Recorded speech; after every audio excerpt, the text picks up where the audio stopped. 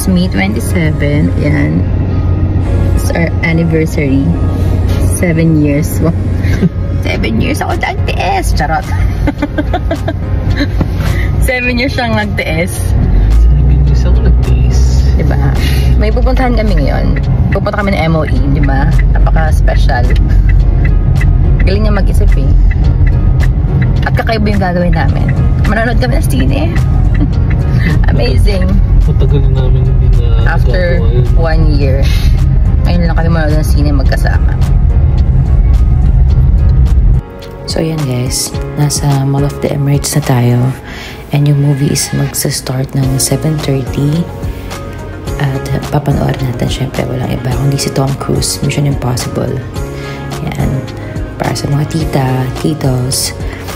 And bili muna tayo ng popcorn kasi kain na lang kami after the movie. So mag-popcorn na muna tayo pampatawid ng gutom.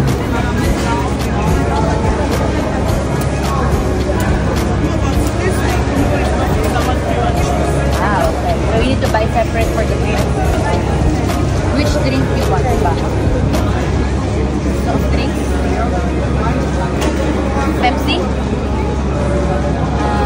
What? Mountain Dew? What? Mountain Dew. Washroom muna tayo bago mag-start. Siyempre wala tayong gustong ma-miss na mga scene. Tsaka mag-outfit check muna tayo. Charot. So after work, hindi na ako nagbihis. Nagpalit na lang ako ng pants into shorts. Medyo comfy naman ang ating damit. Ayan. Maluwag naman siya. Pwede na.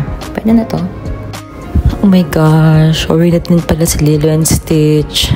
For those who know me very well, sobrang love na love ko talaga si Stitch. Sobrang dami kong stuffed toy and mga items na Stitch sa Philippines.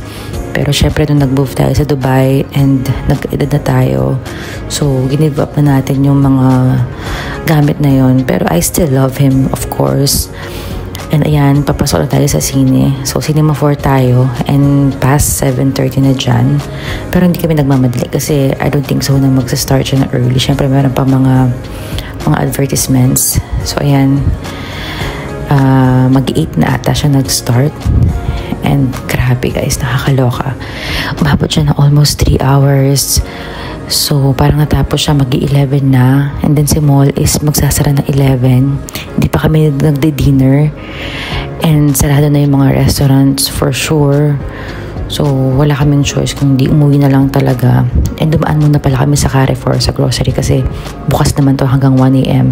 And bumili kami ng gatas ni Jaire para diretso na. Total, andito naman na tayo. Actually, hindi ito yung original plan guys na aming celebration para sa aming anniversary.